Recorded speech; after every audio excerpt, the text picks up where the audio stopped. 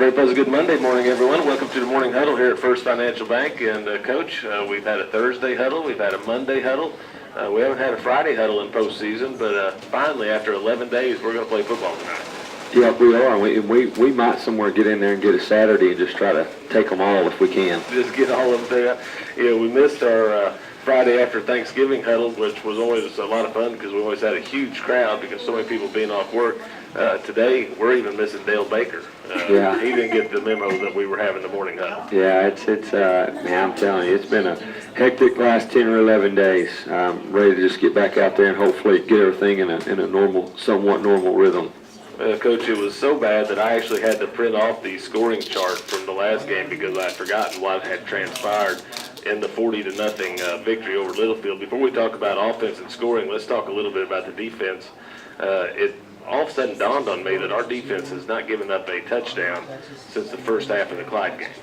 Yeah, really, honestly, since I think it was the first play of the second quarter in the Clyde game, and just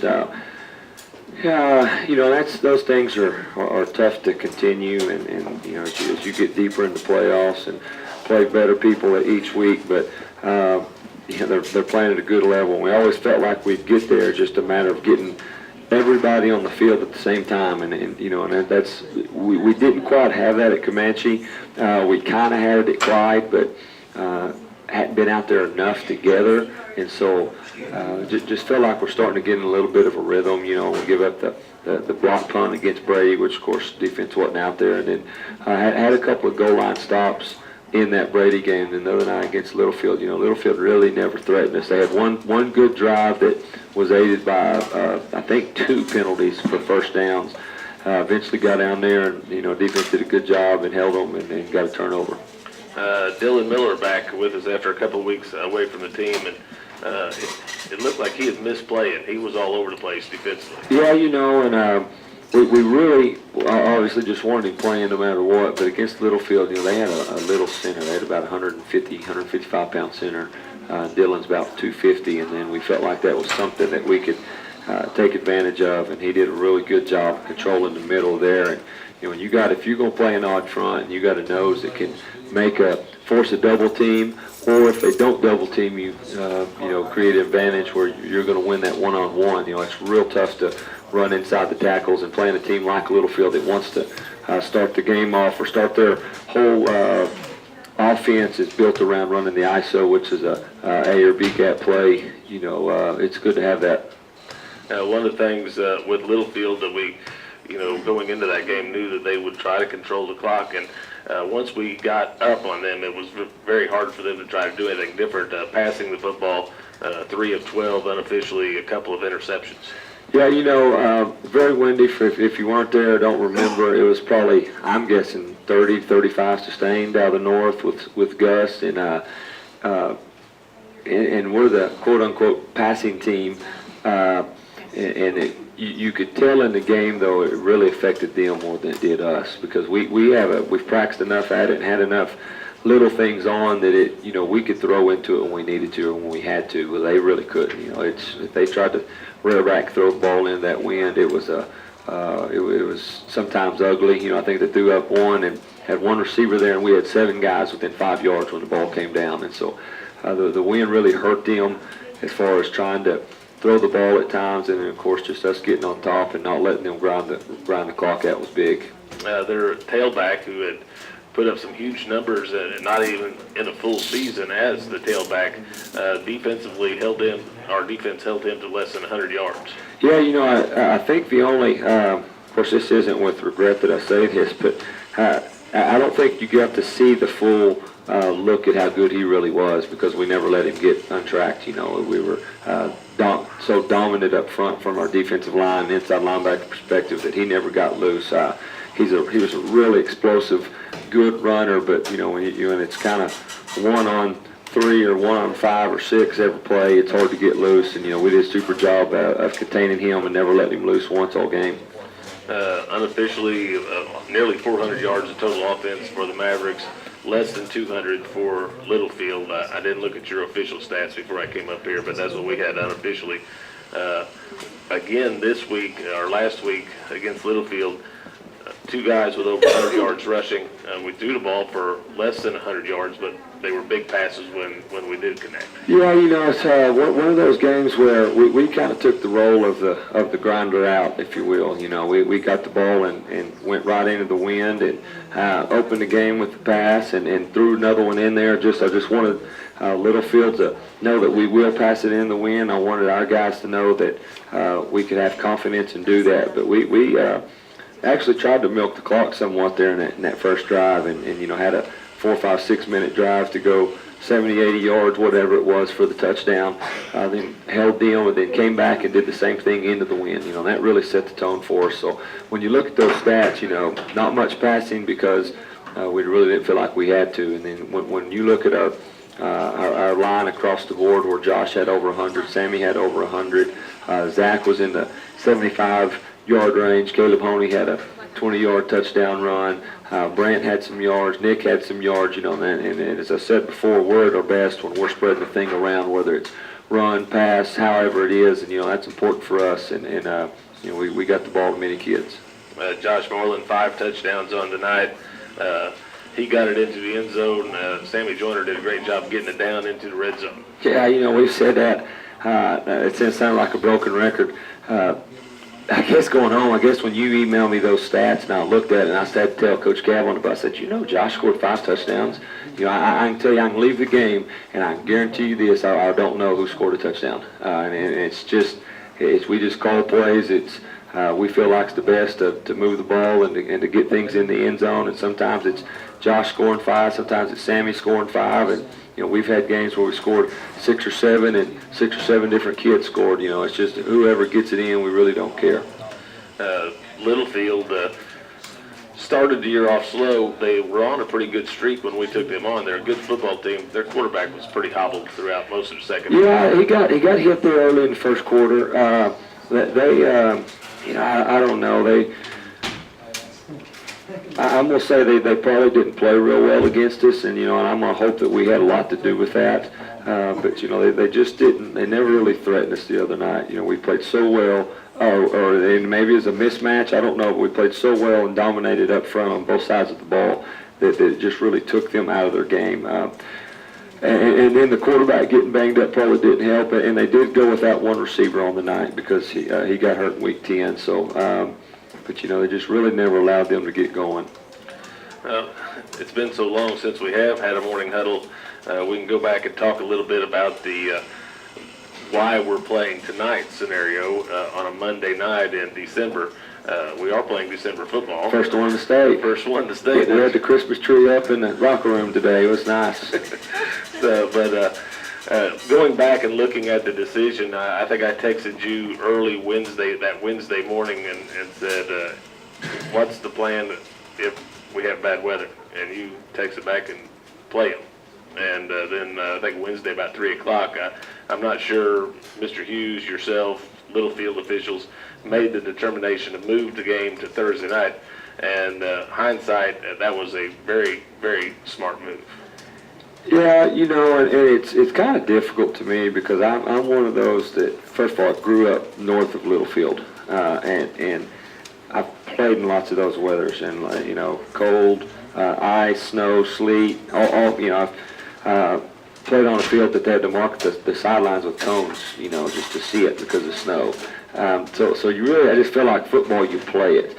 But where Littlefield got into the situation was of the travel, and they were worried about the travel, and it really didn't matter to us one way or the other, and so we just felt like for the safety of non-football players, the ones not on the field, as the band, the cheerleaders, and the fans, and the other students, is probably the best thing to do if we felt like both teams were ready to play. We had the stadium, we got the same officials, all it did is moved it up 24 hours, and going back and looking, it was still plenty cold, still plenty windy.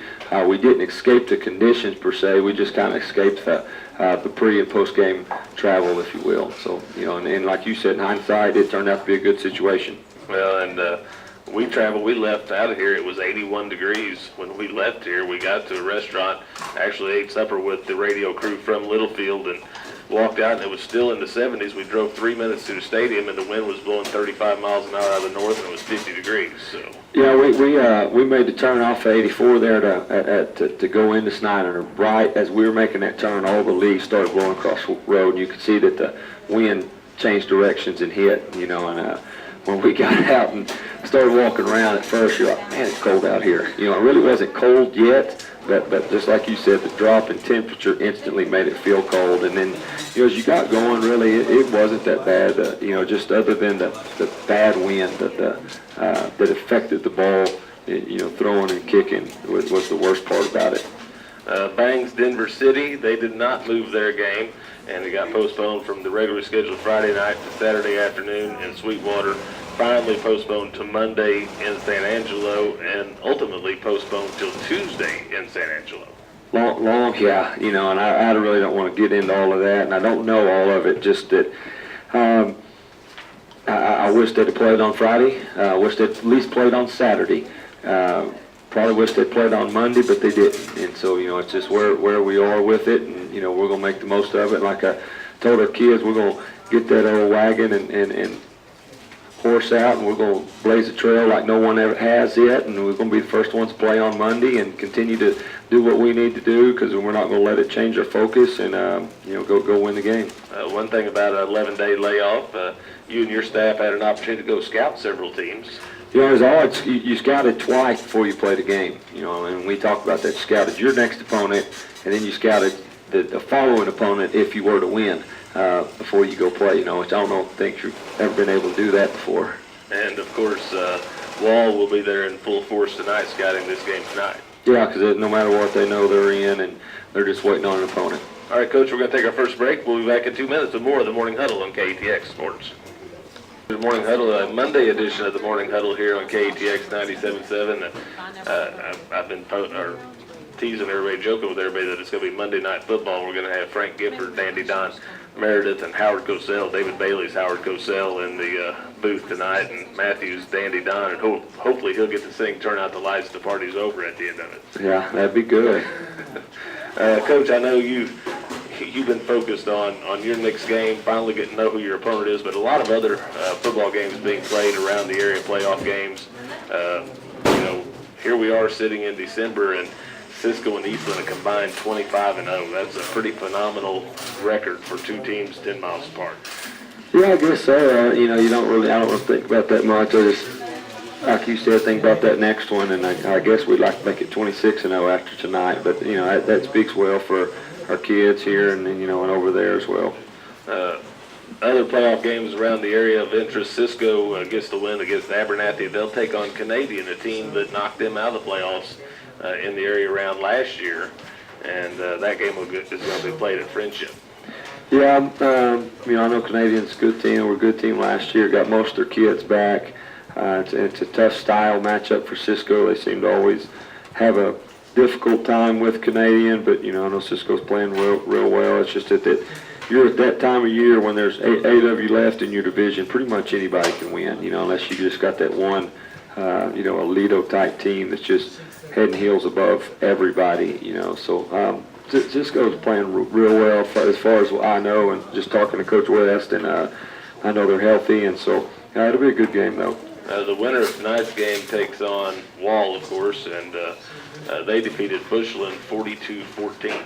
Yeah, Wall's a scary team, man. They're fast. Everyone kind of thought last year after they lost all their linemen, or the big linemen, that they might take a step back, and I'll sit here and argue and tell you, as I told Coach Guy last night, that I think they're better. They're just overall team-wise, they're so fast.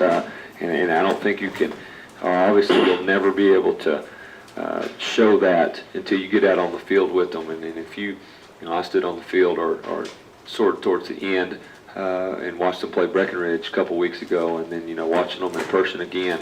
Just don't understand how fast they are, quick and open field fast and just explosive.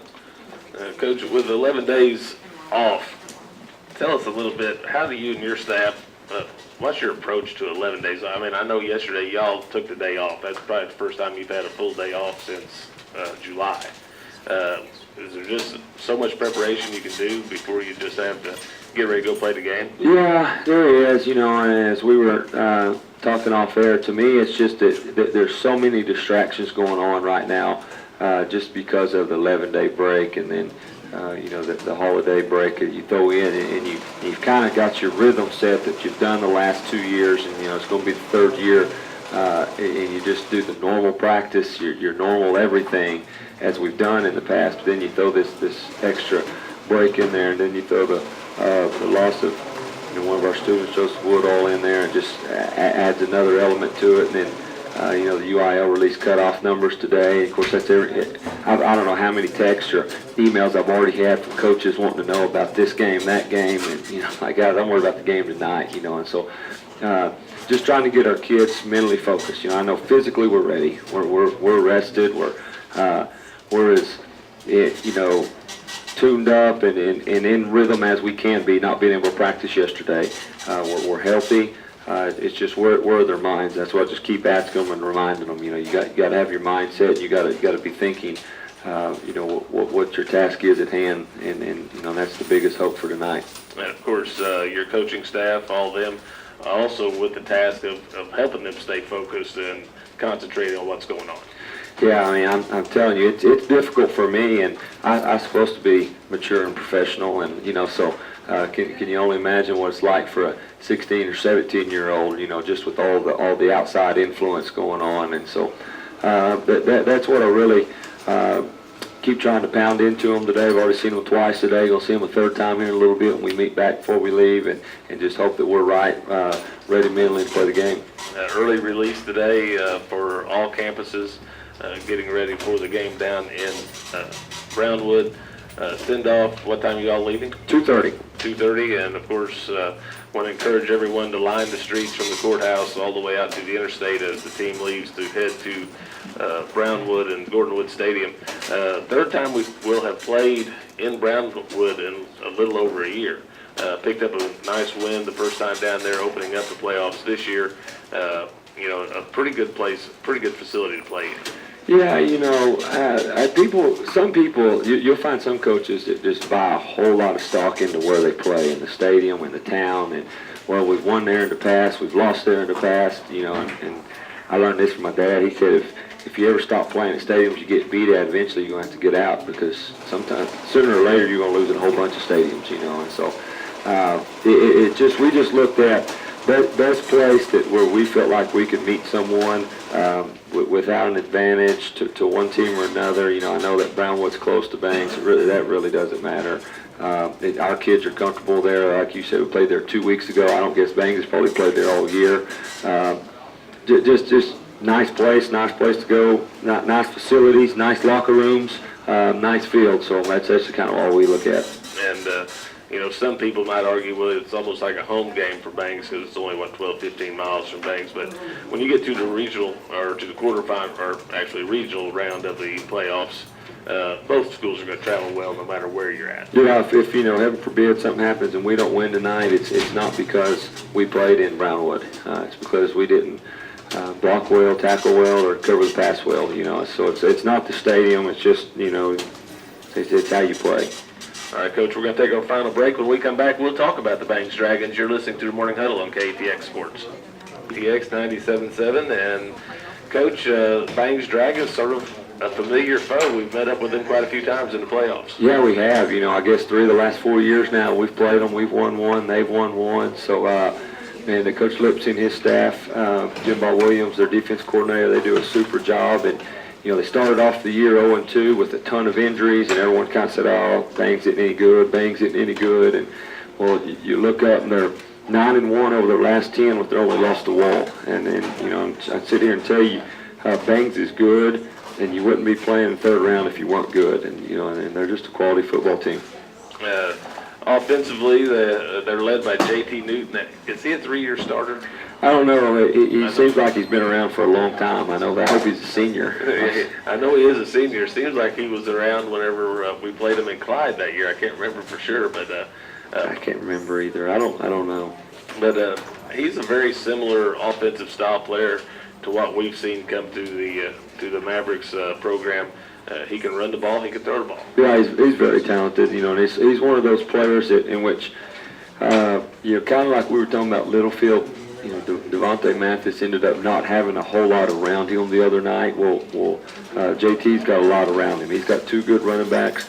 One's sophomore, one's a junior. I think they're both right at 900 yards, which JT's up there as well. He's got three talented, fast receivers. Got a good offensive line. So he's one of those kind of kids that could single-handedly take you to a victory or two, and especially even in the playoffs. So big arm and a fast kid, makes great decisions and just really tough to get down and get corralled, and they're going to be tough to stop offensively.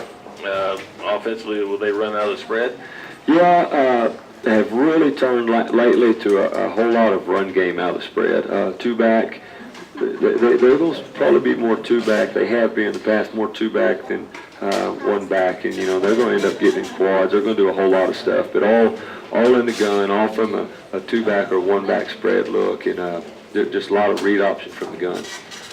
There's so much spread offense around the state now. It's almost unusual to watch a Littlefield team that actually huddled up. We don't see a lot of huddles anymore. No. But running out of the spread, their backs, their other two backs in the backfield. You mentioned a sophomore and a junior. What's their names? Well, I don't even know their names. I generally look what numbers I are? look at numbers, and I look at numbers and heights and weights, and they're you say spread and you look at spread. I'm telling you though, they're a run first team. I think they're sitting on somewhere around right now in the last 3, 4, 5 games. They're sitting on about 80% run, and not to say they can't throw it. Because they can. It's the last thing I told her.